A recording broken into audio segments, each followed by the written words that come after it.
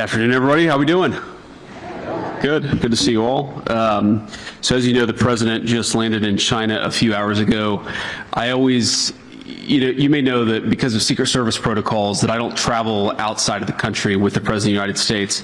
So on days today, I sometimes feel like Macaulay Culkin in Home Alone. I walk into the White House and it's very quiet and no one's there, and it takes me a second to realize exactly what's going on. But we've got a very big announcement today, actually a number of big announcements, and looking forward to hearing from Andrew and Dr. Oz and Kim about that. But let me just say that we've been hard at work over the last several months trying to make sure that we take care of the people's money and trying to make sure that the services that exist for the betterment of our fellow citizens, whether they're low-income kids who need access to food resources, whether they're low-income families who need access to medical benefits, that those programs are protected for the people who actually need them, that they don't exist to enrich fraudsters, but they exist for the American people for whom Congress has said they're entitled.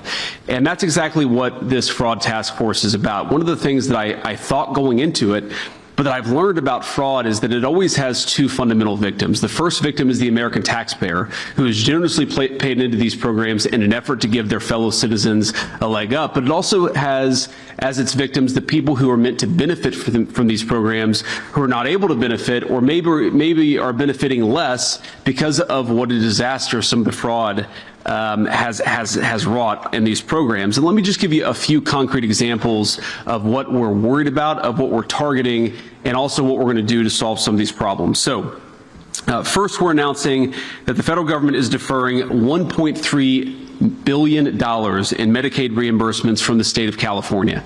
And the simple reason is because the state of California has not taken fraud very seriously, and because of that, we see a lot of the consequences that I just referenced. And again, let me highlight the fact that this really is two separate victims. So there are California taxpayers and American taxpayers who are being defrauded because California isn't taking its program seriously. But also you have people who've been prescribed medications that they don't even need. Sometimes they've had drugs put into their bodies that they don't need because fraudsters have actually encouraged false prescriptions and false administration of medications. So think about this. You're just a person trying to go see a doctor. You assume that your doctor is doing the right thing, but these fraudulent healthcare providers are getting rich by giving people medications they don't even need. It's a defrauding of the American taxpayer, but it's a violation of the trust that should exist between every American and the people who prescribe the medications. That's one thing that we're targeting, and this is why we're taking this action, is because we want California to get serious about this fraud. The second thing I want to talk about, and it requires a little bit of background explanation, is that we are going to very aggressively encourage the states to take Medicare fraud more seriously. So I think a lot of you understand, but for those of you watching at home who don't appreciate this, the Medicaid system that exists in the United States is really 50 separate systems. The federal government pays most of the Medicaid money, but then each of the individual states actually administers the Medicaid program. Now, we have red states and blue states that go after fraud aggressively, but we also unfortunately have some states, mostly blue states unfortunately, that do not take Medicaid fraud very seriously. So you have what's called Medicaid Fraud Control Units, or MFCUs.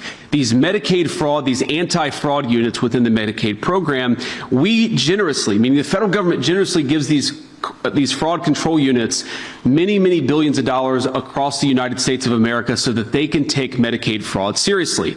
But let me just give you an example to highlight how absurd some of these Medicaid fraud programs are, because they're not actually being used at all. This is a tool. This is a tool that we want the states to use, but unfortunately a lot of states aren't using these tools at all. Let me highlight this with just a couple of separate statistics. So, the Hawaii Medicaid program has received billions and billions of dollars from the federal taxpayers, and of course Hawaii taxpayers have paid in a lot of money into this program over the last years as well. Guess how many convictions or indictments has Hawaii had over the last few years in its Medicaid fraud program? The answer is 0.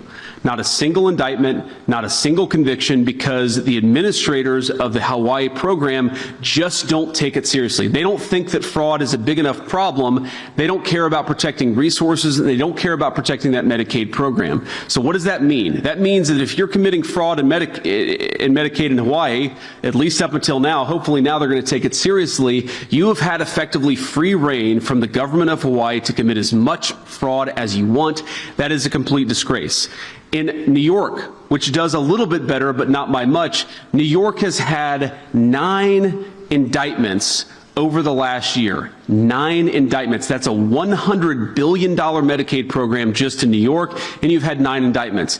Indiana, which has about a third of the population of the state of New York, has had more than 4 times as many indictments over the same period. So does anybody here seriously think that the good people of Indiana are 12 times more likely to commit fraud than the people of New York? No, of course not. That's absurd. What is happening is that the leadership in New York are just not taking the fraud issue seriously. They're not using these anti-fraud control units to actually investigate and indict the fraud. So what are we going to do to fix that? Today, we are sending across 50 Medicaid programs. We are sending letters that will require them to show that they are effectively and aggressively prosecuting Medicaid fraud in their states. And if they do not aggressively prosecute Medicaid fraud, we are going to turn off the money that goes to these anti-fraud units. And I would say a couple things about this. You may think, obviously, this is a Republican administration. We're all proud Republicans up here. You may think that this is purely a red state or blue state issue. That's actually not true. We see Medicaid fraud issues in Ohio, the state that I used to represent in the United States Senate. We also see Medicaid issues, fraud issues in a state like Maryland, which is obviously a very blue state. But both Ohio and Maryland have worked with us to take this issue seriously. They've worked with the guys behind me. They've worked with our entire team to make sure that they take fraud seriously. Again, this does not have to be a red state or a blue state issue. This is just basic good government. However, states like California, states like Hawaii, states like New York have completely not taken the fraud issue seriously in the Medicaid program. And so for those states that refuse to get serious about fraud, we are going to turn off that anti-fraud money. And if we continue to find problems, we can turn off other resources within their state Medicaid programs as well. Our goal here is not to do that.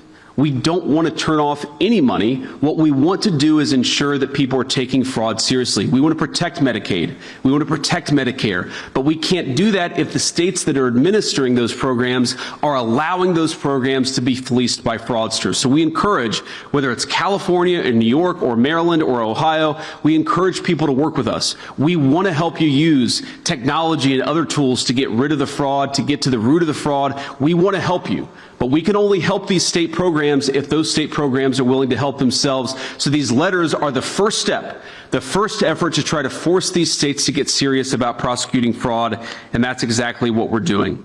Let me just talk about one final issue here.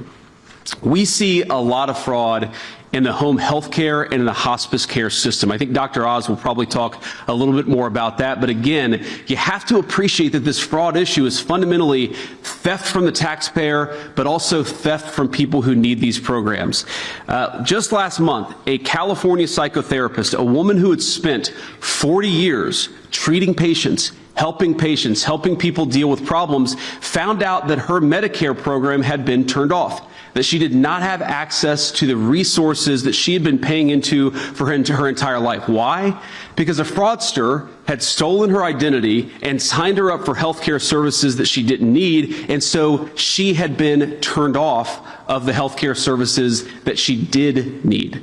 This happens way too much in the United States of America, and it happens because until recently, we did not have a government or an administration that actually took the fraud program and took anti-fraud prevention seriously. So let me just close with one final observation here. First of all, why are we doing this now? Why weren't we doing this 2 years ago? And the simple answer is because we didn't have a president and we didn't have an administration who took fraud seriously. So I want to thank the President of the United States. So I know he's busy in China. All of these efforts, all of these things that we're finding are because we have a president who has told us, take the fraud issue seriously, get to the root of it, and turn off the money when we find out that money is going to fraudsters. So that's exactly what we're doing. But I just want to say that for me, and I think for a lot of people who are involved in this effort, this is very personal. Because I'm not just the Vice President of the United States. I come from a family, and I grew up in a family where we sometimes benefited from these programs. The generosity of the American people is one of the most amazing things about our country. I think all of us, of course, just passed tax day. None of us like paying our taxes, but we do it. And why do we do it? Because we know that it goes to give a bite to a low-income family that can't afford food. We know that it goes to pay the military who keep us safe. We know that it goes to some essential services. But that trust in our government, that trust in our institution, it depends on us taking that trust seriously. How long are people going to pay into programs if they know that that money doesn't go to a low-income kid who needs health care, but that money goes into a fraudster getting rich? This doesn't work, and this doesn't make sense unless we take fraud seriously. So I'm proud to be part of an effort in our government. I'm proud to lead the effort in our government to finally take fraud seriously. We want to protect these programs for the kids and the families who need them. We want to ensure that the American taxpayer isn't getting fleeced. And I'd say just a few months into it, gentlemen, we have done a very, very good job. Let's keep it up. So let me turn it over now to Andrew Ferguson, who's the Executive Director of our Anti-Fraud Task Force. Andrew has done an amazing job, but I have to give a special shout out, not just because she's my fellow Ohioan, to Kim, who has probably found more fraud and has saved the American taxpayer more money than any single official within the government over the last 3 months. Kim, you have been an all-star. We're proud to have you on the team. Thank you, guys. Well, I couldn't have put it better than the Vice President did. The only reason that what happened today happened is because President Donald Trump took this issue seriously that has plagued this country for decades and is committed to an all-of-government approach. And so to him is to who the credit goes. But the Vice President deserves tremendous credit here. It's hard to get the whole machinery of government moving. You need someone with the Vice President's abilities, with his gravitas, and with his determination to drive at these issues. That's the other reason we're here today. And while I'm at it, I want to thank Dr. Oz and Kim Brandt. A lot of the fraud problems are at HHS, and these two have committed countless hours, night and day, their staffs, their resources, to getting at these problems and fixing it, and where the states are unwilling to do their jobs and fix these problems, Dr. Oz and Kim have stepped up to take care of it. He's not up here today, but I want to thank March Bell as well. He's the Inspector General of HHS. A lot of the work we're going to have to do to get the states back in line and stopping fraud is going to go through March's office. You'll see his signature on the letter that went to the state Medicaid control units today. There's going to be a lot of work happening in the IG's office, and we're really pleased to partner with him. It's a shame we have to be up here at all, and with all due respect to the press, with this room full of reporters.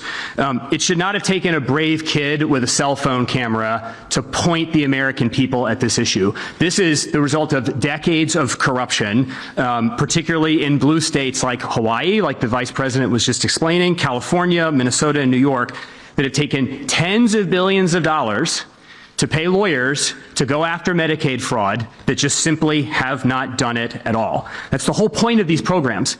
If we have these cooperative federalism programs, we love federalism, we want to partner with states, we love subsidiarity, but if the states are going to participate in this, they have to protect their own citizens when they get access to these dollars. And not only are these dollars supposed to go to fight Medicaid fraud, I want to shine a light on the real human dimension of the complete negligence and malfeasance of some of these states here. One of the things they are obliged by law to do is stop elder abuse. That is one of the express commands that Medicaid fraud control units are given, is you are supposed to police Medicaid abuse and elder abuse in the Medicare system too, where so many of America's elderly citizens receive care. And so when the states just take this money and turn it into a jobs program for blue state lawyers, they are effectively participating in the elder abuse in those states, because the American people turned over their money to these state programs to protect their parents and their grandparents from elder abuse. And if you aren't doing it, you are effectively participating in that process. The Vice President highlighted this problem that we have in Medicaid, which is if a fraudster takes your identity, signs you up for benefits, when you go to try to get the actual benefits you need, you can be denied them. This is a problem we have found all over the federal government in benefits programs. I mean, imagine, we have examples of this. A mother on SNAP benefits going to the grocery store and trying to scan her EBT card to get groceries for her children, and some gang somewhere in California took her identity, maxed out her EBT card, and so her children are going to go hungry because of fraud that no one in the states is policing. And that is why what we are doing today is so important.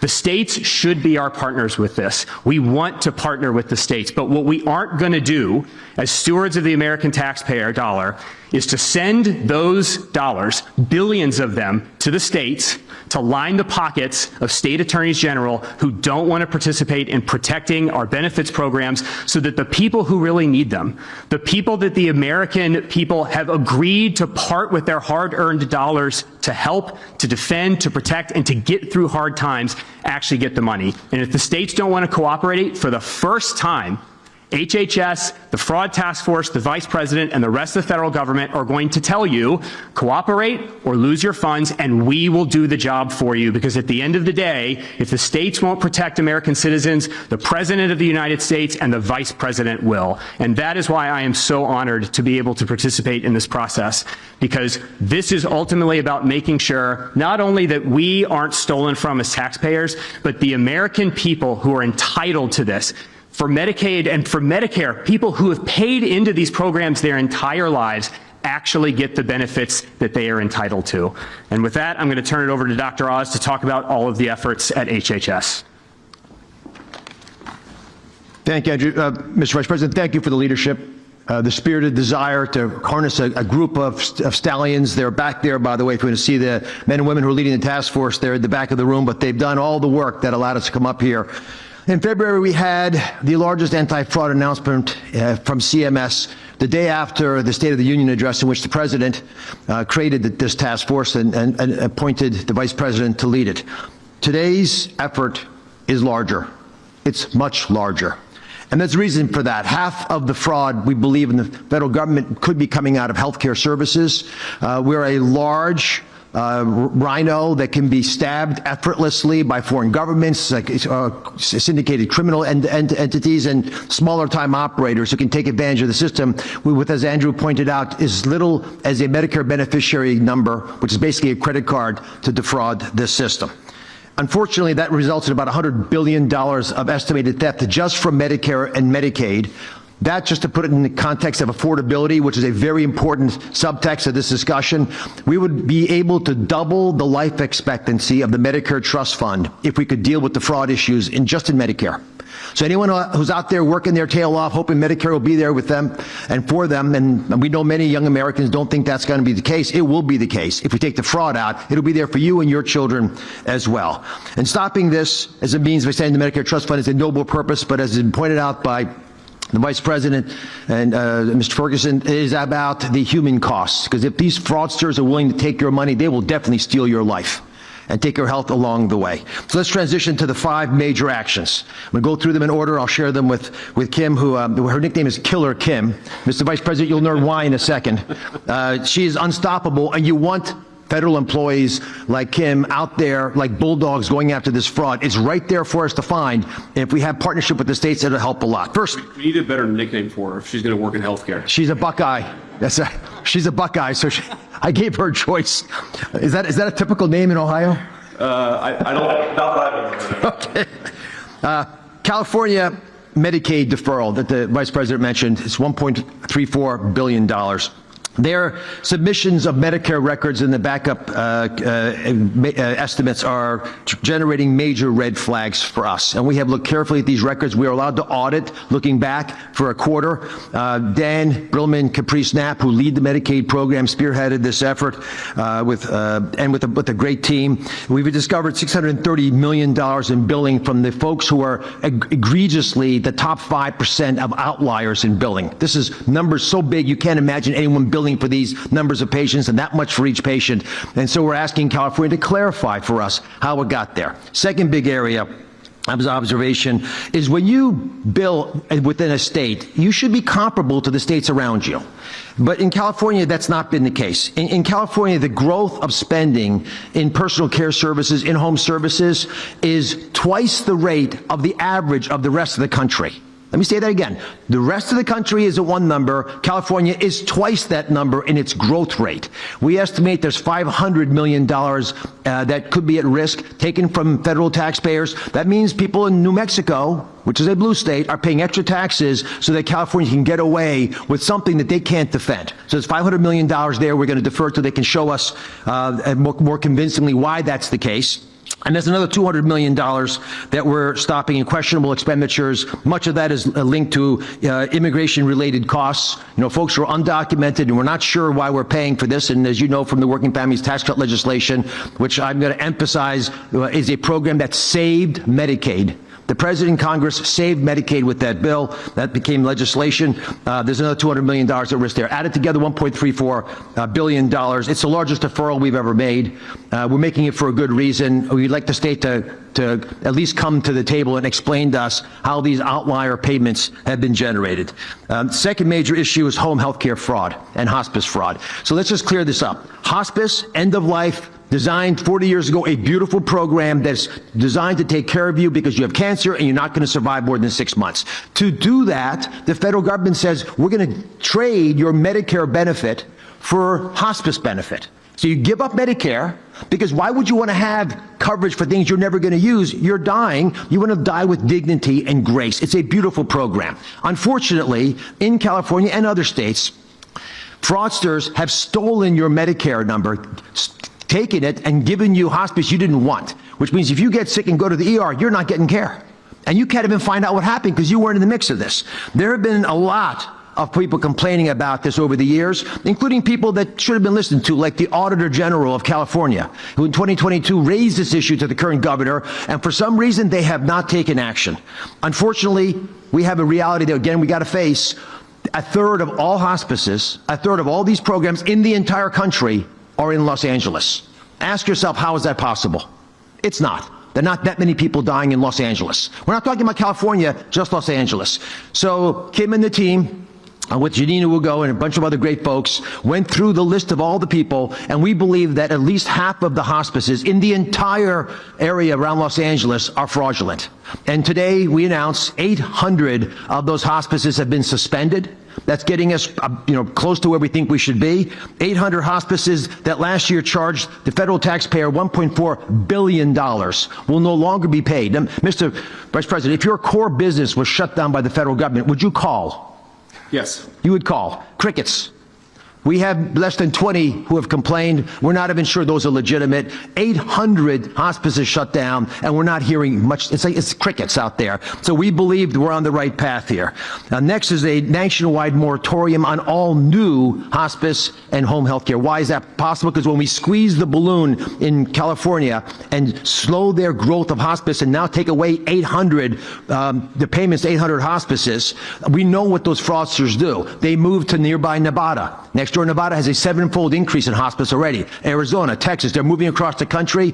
So we're today announcing a moratorium nationally. There will be no new hospices or home health care open in this country. If you have the program now, you can keep it. You can go to ones that already exist. We're not taking away any services, but there will be no new ones, licenses granted until we can figure out a better way of working across government. Let me highlight this, because when Andrew, who's leading, and the Vice President are chairing this task force, it's very simple. You have CMS, you have OIG, March Bell sitting over there, you have the Department of Justice, you have the FBI, you have Treasury. You put those things together, you make a powerful fist. And that's the fist we're going to punch through bureaucracies and realities that are stopping our ability to protect the American people. I'm going to leave you one last thought, and then I want to ask Kim to cover some of the issues around the Mafukos and the Medicaid war room that she's creating. It is a reality that states are all over the place in their desire to partner with the Vice President in this task force. There was a letter sent out 2 weeks ago asking every single state to respond within 10 days to whether or not they will be willing to revalidate their providers. What that means is if you're providing home health care services, which are unlicensed people, providing services in undocumented areas that are unverifiable right now in many instances, basically you're having your kids carry the groceries upstairs for you. These are services your family used to provide for you. We asked all the states to work with us to validate if these are legitimate services from legitimate providers. Every single state responded.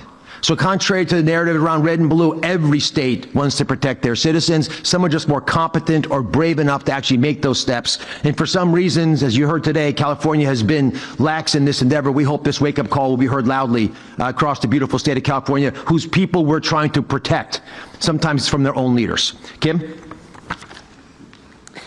So when we took office a little over a year ago, we were looking at the fraud and abuse issue and saw that it was all pay and chase.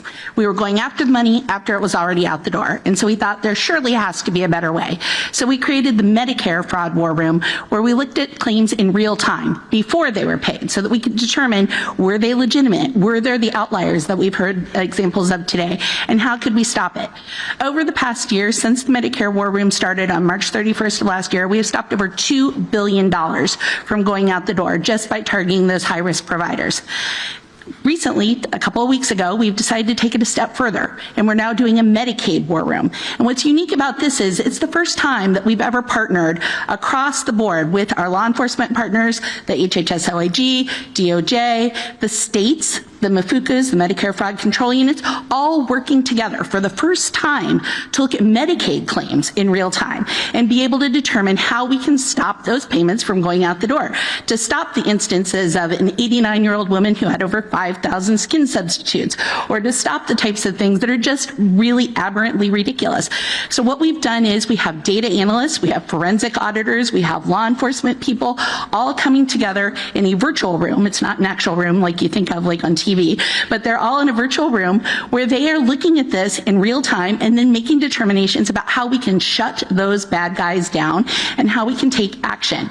And what has happened is we are now using our administrative authorities, payment suspensions, overpayments, civil monetary penalties, and the HHS OIG exclusion authority to really be able to take action against these people and make it so that we can hopefully bring that money back where it needs to and never let it go out the door. The key is we want to keep it so that it can provide the services for the people who most need it and who most benefit from it, and stop the bad actors from getting all the benefit. Thank you. Thank you, Kim. So, Dr. Oz, I want to make sure I understand this well. So you're saying that we kicked off 800 fraudulent healthcare providers off of the Medicare system, and not a single one of them called the government and said, hey, you made a mistake? We've had a handful of calls. We're not sure they're legitimate yet, but it's less than 20 out of 800, and we're auditing them. Unbelievable. So at least 780 are not even trying to claim that they're not fraudulent. And again, those are businesses that we were giving hundreds of millions, in some cases billions of dollars to, not to provide services, but to make a fraudster rich. It's just completely insane. Drives home the scale and scope of the problem. Okay, we'll take a few questions. I will say the ground rules are, I will take the easy questions. Any hard questions are for Dr. Oz. Yes. Monica Alba with NBC News. I want to ask you first on the issue of fraud. As you're saying, if the administration is calling to specifically withhold Medicaid payments, why should the people who rely on those payments suffer the consequences for a state's failure to go after bad actors? And I have another question for you after. So I want to be clear here. We're talking about withholding the Medicaid fraud enforcement payments that go to the state bureaucrats. We're not talking about withholding people's benefits. We're talking about turning off the resources that the state government should be using to police fraud, and then instead we're going to use those resources ourselves because we're actually taking the fraud issue very seriously. But I do think it raises a very important issue. There are going to be some, I'm sure, some politicians who say what you're doing here is harming the Medicaid program. We're trying to save the Medicaid program from dysfunctional state bureaucrats. If you allow hundreds of millions, billions, even more money to go out the door, not to healthcare services for low-income families, but to fraudsters, you eventually are going to destroy the Medicaid program. So this is why we say red state, blue state. This does not need to be a political or a partisan issue. We want to work with you to eliminate fraud and make these programs last longer for the people who truly need them. Thank you. And can I ask you, Mr. Vice President, when approaching the war with Iran, do you agree with the president's position that Americans' financial situations should not be a consideration in that decision-making process? Well, I don't think the president said that. I think that's a misrepresentation of what the president said. But look, I agree with the president that Iran should not have a nuclear weapon. We're obviously engaged in a very aggressive and very engaged diplomatic process to try to ensure that that doesn't happen. And the president has a lot of options, as he said repeatedly. There are options diplomatically, there are options on the military side, but the fundamental goal here is the president wants to make the world safe, but particularly the American people safe from Iran having a nuclear weapon. And one final point I'll say on that is, nuclear proliferation is one of those challenges that people don't realize. It's the biggest threat to America's national security, and it's not obvious until it is. Because what happens if Iran gets a nuclear weapon? Then multiple Gulf Arab countries are going to want to get a nuclear weapon. Then multiple countries from there are going to want to get a nuclear weapon. The goal of preventing nuclear proliferation is probably the single most important thing that we can do to keep our people safe for the long term. It's absolutely a worthy goal. But of course, the president and I and the entire team, we care about the American people's financial situations. It's one of the reasons why we passed the Working Families Tax Cut. It's one of the reasons why we're so focused on fraud. We care about how the American people are doing economically. We've also got a number of other challenges. Of course, the president has to confront all these challenges simultaneously. Yeah. Edward Lawrence from Fox Business. On fraud, the savings that you find among all of these states, what impact would that have on a federal deficit? Well, I think it'd have a very big impact, but a lot of it does depend on how well the states work with us. We think we're going to be much more effective if we're working with California as opposed to fighting California over every $1 billion of Medicaid fraud that exists in their system. I mean, there could be tens of billions, hundreds of billions of fraudulent payments within the California system if you count what's going to illegal aliens, if you count what's going to people, fraudulent businesses, if you count what's not going to the people who actually need it, but going to fraudsters. We would find that money a lot easier if California was working with us, which is why we've taken some of these steps. And the letters fundamentally are outreach. We're going to the states and saying, here are the things that we can do to work on this issue together. And of course, if they don't work with us, there are going to be penalties. We don't want to get there. We want to work with these guys. You heard Dr. Oz say this earlier. I've looked at the numbers myself. It's true. If you just deal with the fraud issue, you can prolong the Medicare and Medicaid trust funds well into the future. So it does have a significant budgetary impact, whether that's hundreds of billions of dollars or maybe even more. We're not going to know until we do the work, but we're going to do the work. Yeah, if I could on China. Let's do one question from each person. Go ahead. We can do both, you guys. You guys can fight for who goes first. Sure. Mr. Vice President, Reagan Reese with the Daily Caller. What's your reaction to the alleged home health fraud in Ohio, and why do you think this is happening in a red state? And just a question of clarification. You mentioned that some states aren't cooperating. What does that look like? Are they not responding to your calls? Are they stonewalling you guys? If you could expand on that. So I'll let Dr. Oz go into the details a little bit, but on the Ohio issue in particular, look, this happens everywhere. We're a big country, hundreds of billions of dollars goes out the door every single month from the federal government, and inevitably you're going to have people who try to take advantage of it. What bothers me is not that you have a few fraudsters out there, it's that the government hasn't taken seriously pushing it back. You're always going to have bad people. You're always going to have a few bad apples try to take advantage of the system. What's so unique about this country until recently is that we didn't take that seriously. We didn't try to push back against the fraud, and that's what's changed. When I talk about cooperating with these various states, and again, we've had some good cooperation with both red states and blue states, it's very context specific. But for example, let's say that we know we have a number of fraudulent Medicare or Medicaid providers, working with the federal government to identify who those are, to kick them off the rolls so that when those companies, those fraudulent companies submit a reimbursement, they don't actually get any money in return. Now, sometimes the federal government has a better perspective on that, sometimes the states do, but that's one example of ensuring that local providers that are fraudulent are not able to get reimbursed or not able to get access to the resources. That's just one example. Dr. Oz, I'm sure you probably have 100 more in that brain of yours. Sure, please. Very succinctly, Minnesota, which we announced the deferment there when the Vice President and I were in this room several months ago, sued us. And we're trying to get them to wake up to a problem. The amount that we deferred was a small percentage of their rainy day fund. Now, they sued us and sought a temporary restraining order. That's not what a partner does. The judge did not give them a temporary restraining order.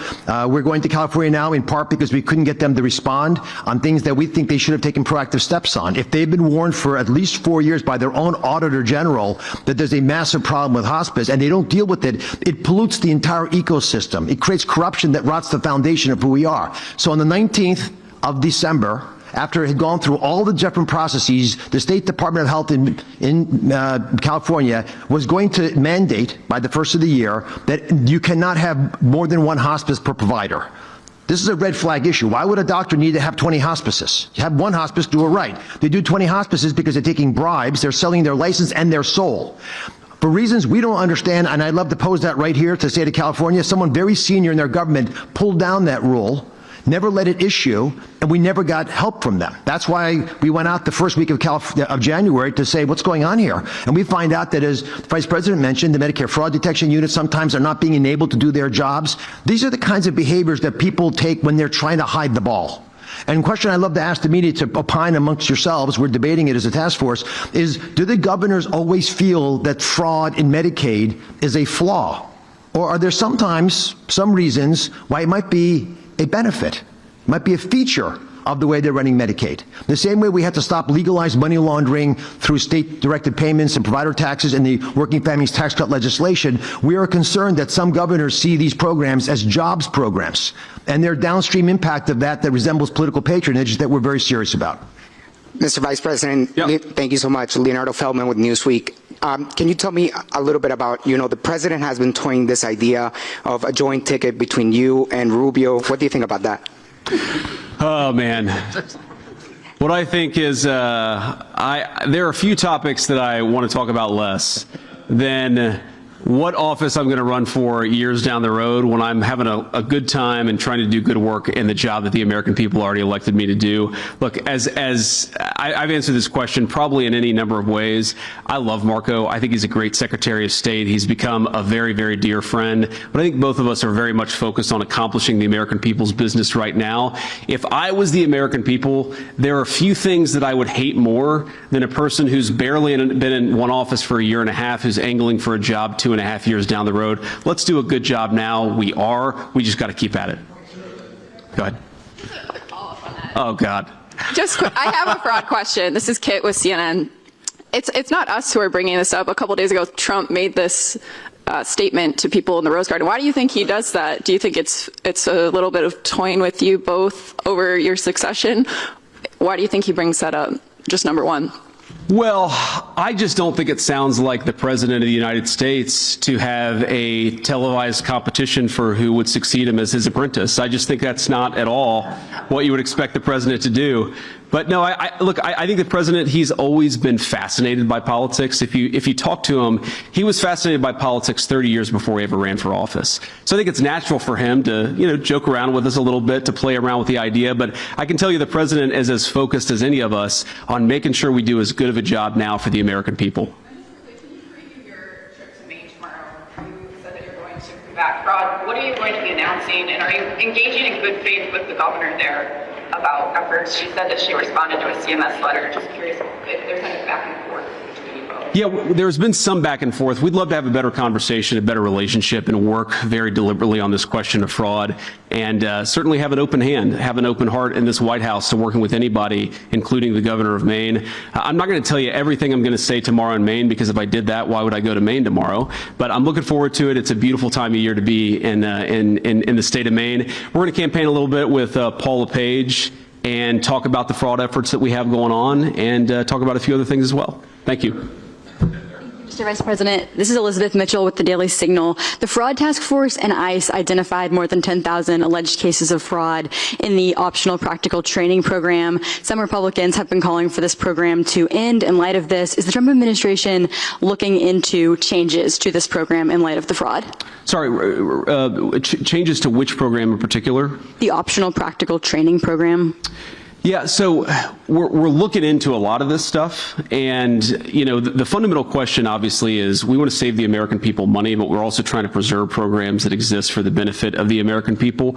We're also trying to make sure that we do this in a way that's defensible, that's not going to get challenged in a court, or if it does get challenged in a court, where we can defend things. So, Dr. Oz, do you want to say anything about that particular program? We're looking at everything. I will tell you that once a week I get an update from Andrew and from the team on the number of things that we found in the anti-fraud task force, and it's kind of shocking. People, I go on the road and talk to, a lot of folks out there. I was in Iowa last week, and one of the most common questions I got was, is the anti-fraud thing, is it hard? And I'm almost confused by the question because, unfortunately, there's so much fraud in the federal government. There was so much that we allowed to accumulate over the 4 years of the Biden administration and, frankly, probably over 40 years of bad American governance.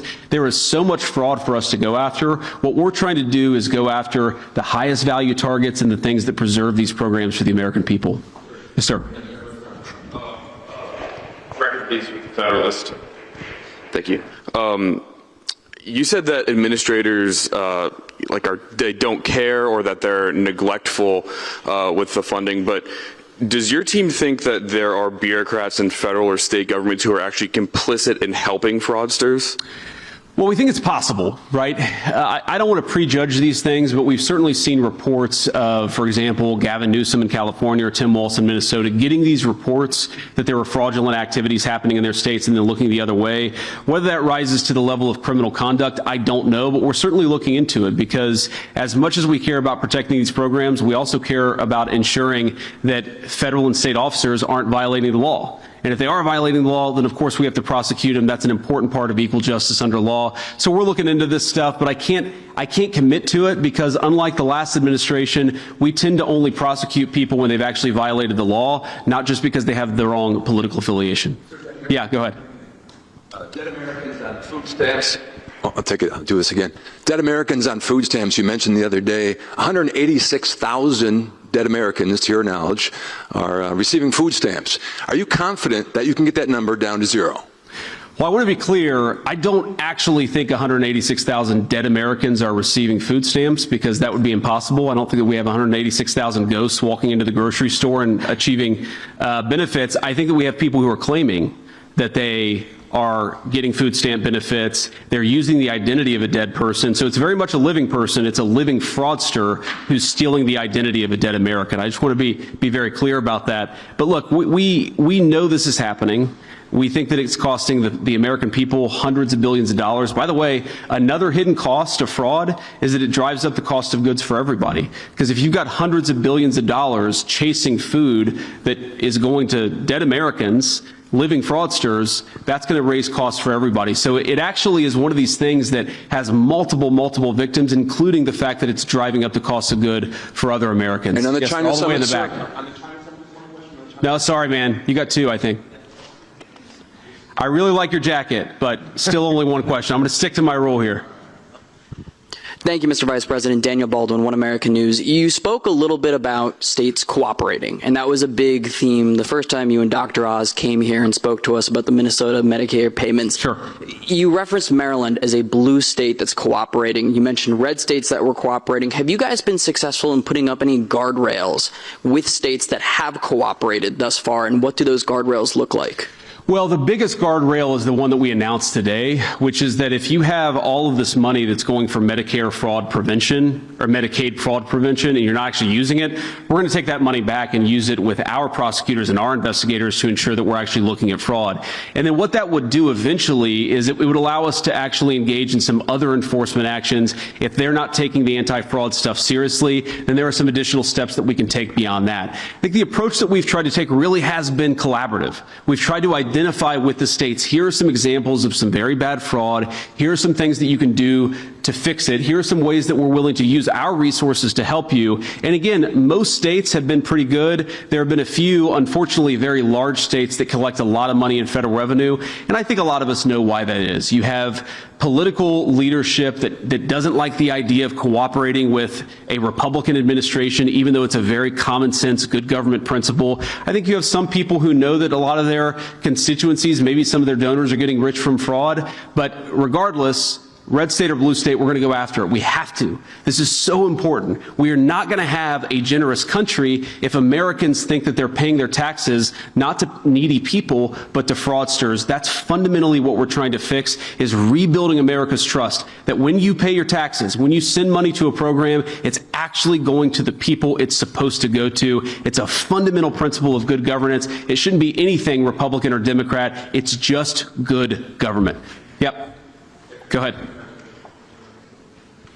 Taylor with Spectrum, good to see you. Good to see you. You've emphasized a lot how you want this not to be partisan, and you're going to look at red and blue states. The president, when he posted about you becoming the fraud czar last month, he wrote, the focus will be everywhere, but primarily in those blue states where crooked Democrat politicians have had a free-for-all. I'm curious, as you guys have been trying to interact with these states, do you worry that the president's remarks like that undercut the efforts for this not to be partisan and that could lead to resistance? No, I don't worry about that because he's talking about crooked governors. And of course, if you have a crooked governor, they're not going to work with us, and we're going to have to use other tools to ensure that they do. But I think that there are a lot of governors, Democrat and Republican, who recognize that this is a very serious problem, that we're offering resources to try to help solve that problem. And I think a lot of them recognize that, yeah, they've got maybe a few crazy people in very far left states, but most people, most Americans want to solve this problem. And I've actually been gratified by the fact that we've gotten a lot of cooperation from across the political spectrum. One other point about cooperation, we're not there yet, but one of the things we're going to do on the fraud task force is,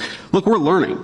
We're learning a lot about the way the government operates. I mean, Andrew I almost feel bad for him sometimes because he comes to me once a week and says, here's this bureaucratic hurdle, or here's a wall that I'm running into that I would have never known even existed until we started to take this fraud stuff very seriously. So we've learned a lot over the last 6 months. We are eventually going to realize that there are tools that we do not have, that there are things that we need to do that Congress is going to have to step in and cooperate on us. I think that's going to be a big question of bipartisanship and common sense is when we identify some tools that we need to more fully go after the fraud problem, is Congress willing to play ball, or are they going to fight us every step of the way? I hope they play ball. Partisanship is crazy in this town, but again, this is such a common sense thing that I would hope that everybody would want to protect the American taxpayers' money.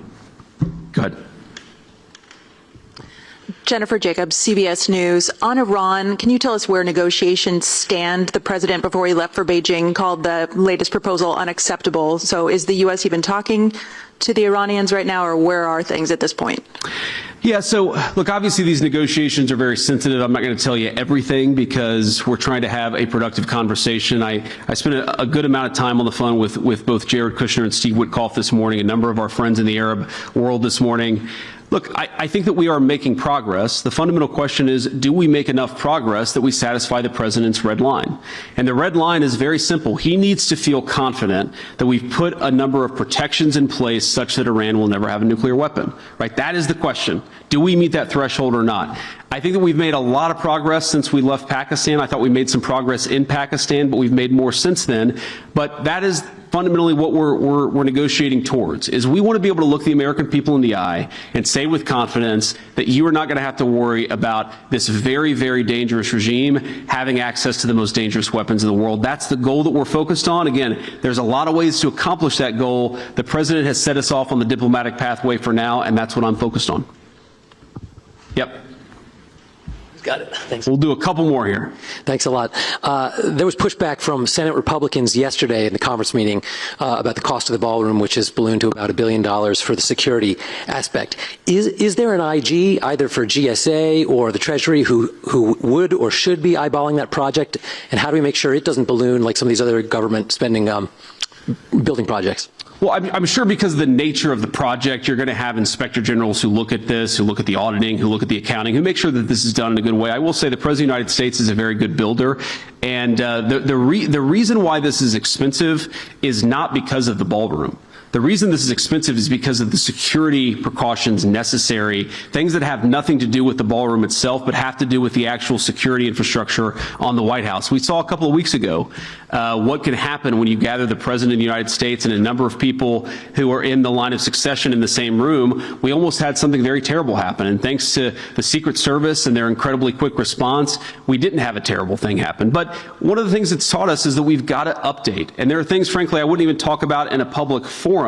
There are parts of the there are parts of our national security, and there are parts of the international sort of world that are very, very dangerous, and the president needs to be protected. The senior officials in our government need to be protected, and that's fundamentally what this is all about, is ensuring that on the White House grounds, we have what's necessary to protect the president, whether he's engaged in a state dinner, which of course is an important part of the president's functions, or whether he's engaged in the day-to-day functions of being president of the United States. Go ahead. Thank you, Mr. Vice President. My question is, what's your message to Americans as the Iran war continues to impact the economy, especially after yesterday's inflation report? Well, I guess my message to Americans is we know that we have a lot of work to do in order to deliver on the prosperity that the American people deserve. The president is hyper aware of this. I'm hyper aware of this. We talk about it all the time. We know that the American people inherited a very bad inflation crisis. Yes, the inflation number last month was not great, but take it back to the May of 2023 in the Biden administration, or take it back to even further. We're not seeing anything like what we saw under the Biden administration, and that's a problem in and of itself. Because what it means is that a lot of Americans saw their wages eaten away under the Biden administration. They saw the values of their paycheck eaten away during the Biden administration. And one of the things we were elected to do, of course, was to fix that problem. And I promise you the president is laser focused every day on fixing that problem. Now, what I will also say is that whether it's the working families tax cuts, putting more money in the pockets of the American people, whether it's bringing a lot of investment into the United States so that we can build the factories and the jobs of the future, the president's laser focused. This stuff does take time. In the same way that the Biden administration's inflation crisis ate away at workers' paychecks for 4 years, it's going to take us a little bit of time before we get workers in a position where we feel like we can look them in the eye and say, you are much, much better off, but that's what we're trying to do. We're going to keep on working at it. I think we made a lot of progress. If you look at the average household wage increase since Donald Trump became president, it's gone up. But we came from a pretty deep hole. We're digging meaning a pretty deep hole, the Biden administration. We're digging ourselves out of it. And what I want is for us to completely dig out of that hole and then to build a brighter and better and more prosperous future for the American people. That's what they elected us to do, and that's very much what we're focused on. Sir. Thank you, Mr. Vice President. Can we quantify the amount of fraud that's related to illegal immigrants? And what are the asks of California and these other states? What can they do to claw back some of this money that's being deferred? You know, I don't know that you can quantify it because it's so hard to keep track of all of the criminal migrants who are taking advantage of our system. I mean, they're taken advantage by, the average criminal migrant that we have in an American prison is costing us $60,000 to $120,000 a year, depending on the location. They're collecting health care benefits. A couple of states, California and New York in particular, they actually allow illegal aliens to benefit from the American people's, health care programs, which is just a disgrace and just a travesty. I mean, if you go into an emergency room, you should know that you're waiting in line with other American citizens, not with people who have been placed to the front of the line by a fraudulent Medicaid program in California, but that's what's happening. We know this is what's happening, and again, it's driving up costs for everybody, it's making it harder to access health care, and it's absolutely fleecing the American taxpayer. It is a lose-lose-lose proposition. I've seen efforts to try to quantify this. I think the answer is hundreds of billions of dollars a year, whether it's 300 or 600, it is a lot of money between Medicare, Medicaid, food stamps, prison fees, everything that goes into the criminal migrant problem in the United States of America. It's a lot of money. And again, I talk about the American people. We're a generous country. We're a generous people. I love that about this country. But part of that generosity is that it extends to our fellow Americans. We cannot give Medicare and Medicaid benefits to everybody all over the world. It's going to bankrupt those programs. They ought to belong to Americans first. And that, to me, is the fundamental meaning of America First, is that all of us take a look at our programs, take a look at the fraud, and we say, how do we ensure that the federal government works for the American people first? That's what we're doing every single day, and we're going to keep at it. Thank you, guys. Go ahead, Ken.